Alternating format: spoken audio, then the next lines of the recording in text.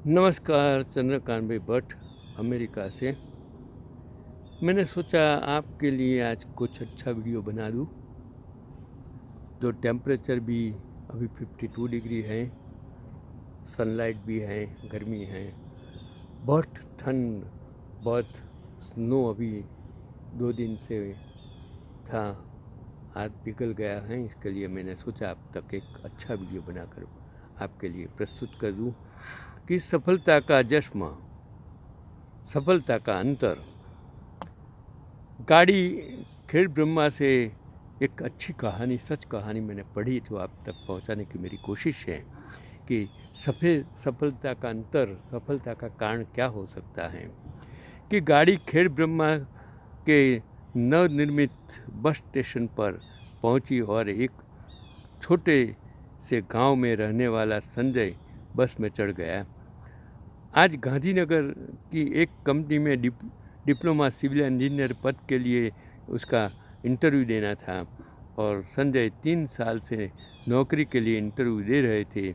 बस का किराया भी महंगा नहीं था, एक जोड़ी नए कपड़े भी थे। हालांकि मैं दूर से ही अपनी माँ को दोनों हाथ पकड़कर बस में बैठ गया।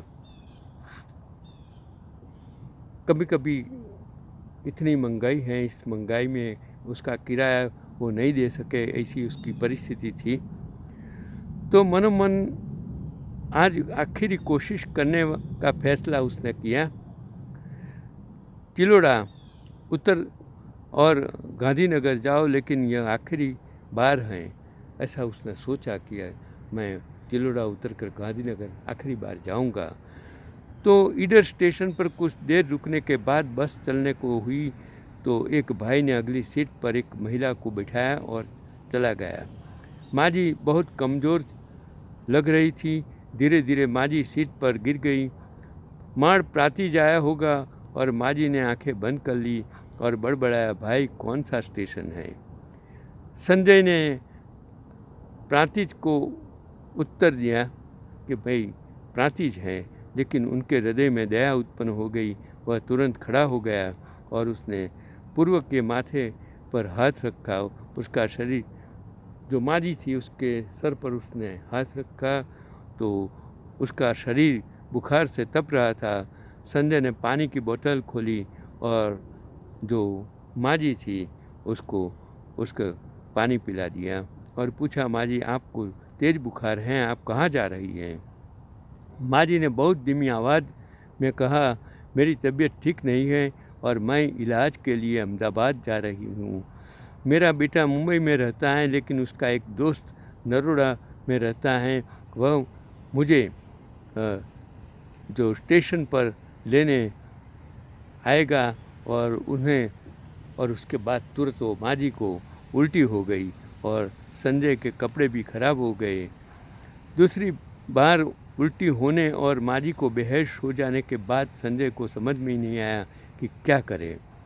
उसने तो उसके कपड़े, माजी के हिस्से में से एक चिट्ठी लेकर देखा तो उसमें एक नंबर था, उसका नाम, जो नाम लिखा था नीलेश।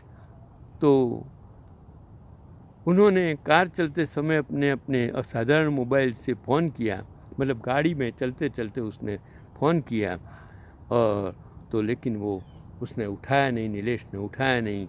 बस एक एक्सप्रेस थी और जल्द ही चिलोड़ा स्टेशन पहुंच गई और संजय बस में बैठ गया और बहुत सोचने लगा और मन ही मन उसने माजी को नरोड़ा तक छोड़ने का फैसला किया। संजय ने अपना रुमाल निकाला और अपनी माजी के सिर पर ठंडा पानी डाला। जैसे ही बस आगे बढ़ी उसके मोबाइल की घंटी बजी। वह एक अनजान नंबर था। उसने कॉल रिसीव की तो सामने से एक भाई की आवाज़ आई और बोला, भाई मैं नीलेश आपके साथ बात कर रहा हूँ। फ़ोन साइलेंस पर था और अभी तुम्हारी मिस कॉल मैंने देखी। तो उसने संजय को कहा कि मैं एक यात्री हूँ। संजय ने उसको कहा कि मैं एक यात्री हूँ और मेरे साथ एक जो माजी बेहोश हो गई हैं। मैंने उसके कागज़ में से आपका फ़ोन लिया और अब मैं उसे लेकर नरोड़ा आ रहा हूँ। नीलेश को सारी बात समझ आ गई। नीलेश ने कहा, धन्यवाद भाई, मैं माजी को लेने नरोड़ा स्टेशन पर आ जाऊँगा, स्टैंड पर आ जाऊँगा। थोड़ी देर बाद माजी को होश आया तो संजय ने उसे सांत्वना दी। माजी, आप चिंता ना करो, नीलेश का फ़ोन आ गया है और मैं आपको वहाँ स्टैंड पर छोड़ दूँगा और बाद में मैं चला जाऊँगा। माजी ने भीगी आंखों से हाथ उठाकर मौन आशीर्वाद दिया। संजय सोच रहा था कि वह वापस चिलोड़ा के लिए बस ले लेगा। तब तक बस नरोड़ा पहुंच गई और नीलेश भी वहीं था। संजय ने कहा, मैं नीलेश भाई को नहीं जानता, लेकिन मैं इस जो माजी हैं उसको सड़क पर अकेला छोड़कर नहीं जा सकता। इसे बार बार उल्टियाँ होती थी और बुखार के कारण वह बेहोश हो जाती थी। फिर भी बार बार इंटरव्यू के बावजूद मुझे कोई जॉब नहीं मिल रहा था, क्योंकि मैं अभी इंटरव्यू के लिए जा रहा हूँ। आज आखिरी प्रयास के लिए गांधीनगर की एक कंपनी में मेरा इंटरव्यू था, लेकिन अब मैं आप तक नहीं पहुँच पा रहा हूँ। कपड़े अच्छे नहीं हैं, इसलिए अगर आपको मदद की ज़रूरत हो तो मेरा आपका साथ लेने के लिए अस्पताल में आ जाता हूँ, तो आपको मदद कर सकता हूँ। और माजी को अस्पताल में भर्ती कराने के बाद जैसे ही संजय वापस जाने के लिए उठे तो नीलेश ने उन्हें बिठाया, उनकी शिक्षा के बारे में पूछा और उस कंपनी का नाम पूछा जहां उन्हें इंटरव्यू देना था।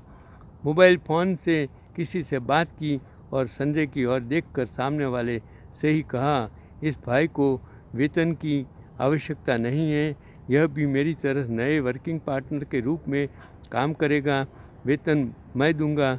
फिर सामने बैठते हुए संजय ने कहा, आपको नियुक्त पत्र की ज़रूरत नहीं है, अगले महीने से हमारी कंस्ट्रक्शन कंपनी में शामिल हो जाइए। बिना कुछ समझे संजय का इंटरव्यू में चयन हो गया। यह हमारी कंपनी का शब्द भी है। जिस तरह से उसने एक अजनबी जो इंसान की मदद की और उसकी सेवा की, यह वास्तव में प्रशंसनीय है। मुझे पता है कि एक व्यक्ति जो एक ऐसे पैसे की निस्वार्थ कीमत पर इतनी मदद करता है, वह अपनी कंपनी की कीमती देखभाल कर सकता है। नीलेश ने मुस्कुराते हुए कहा, आप गांधीनगर में मेरे समूह में भागीदार बनने जा रहे हैं, सैलरी भी दूंगा। और संजय ने देखा कि माजी का चेहरा दो हाथ उठाकर मौन आशीर्वाद दे रहा है। इंसान को जो कुछ भी मिलता है उसकी मेहनत से कुछ नहीं मिलता।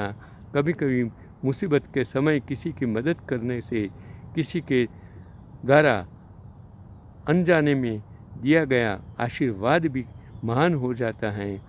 और आज 15 साल में वह संजय के पास बहुत बड़ा है गांधीनगर में साम्राज्य भवन निर्माण समूह का सक्रिय भागीदार। बात खत्म करने के बाद उनकी आंखों भर आई और मेरे ऑफिस में बैठे बैठे उन्होंने मुझे चाय के पैसे भी नहीं लिए और बोले, सर, यह वह समय था जब सरकार हमें सिविल इंजीनियर की नौकरी का मौका भी नहीं देती थी, कंपनियां बिना पहचान के पैर भी नहीं रखने देती। आज मेरे साथ कई लोग काम करते हैं, आज 4 लोगों के बीच मेरी पहचान बन गई है। मुझे खेद है, लेकिन अगर मुझे चिंता होती है कि अज्ञात जो माजी ने उस दिन उल्टी कर दी और मेरे कपड़े ख़राब कर दिए सिर्फ इसलिए कि मेरे पास एक जोड़ी अच्छे कपड़े थे। मुझे नहीं पता कि समय कब आएगा और ऊपर वाला ही तो मौका देता है। मैं भी धन्य हूँ। मेरे महान व्यक्ति को सफलता का भेद वो जानकर ईश्वर हमारे साथ हैं। इसका सबसे बड़ा प्रमाण यह है कि वह सब कुछ नहीं होता जिसकी हम आशा करते हैं। जो कुछ भी हमारे हित में है और अच्छा है, वह धर्मदेव की कृपा से होता है और हम इसे ईश्वर कहते हैं। कभी कभी हम जानते नहीं हैं कि अनजाने में किसी से की गई मदद हमको कहाँ से कहाँ पहुँचा देती है। मेरे जीवन में मैंने यही सोचा कि मैं पैसा कमा के क्या करूँगा। पैसा मेरे लिए हाँ, पैसा ज़रूरी है, सत्ता ज़रूरी है। अगर आपके पास सत्ता है तो सत्ता के माध्यम से आप सेवा कर सकते हैं। अगर आपके पास पैसा है तो पैसे के धन के माध्यम से आप किसी को मदद कर सकते हैं। लेकिन सत्ता और धन अगर अहंकार का प्रतीक बन जाए, किसी को परेशान करने का माध्यम बन जाए, तब वो सत्ता, वो धन आपके लिए कुछ भी नहीं है। इसके लिए आप ईश्वर पर श्रद्धा रखिए, लेकिन उसका मतलब ये नहीं है कि हर बार आप परिश्रम करते रहेंगे और हर बार आप नसीब पर जोर के काम करेंगे तो कुछ होने वाला नहीं है।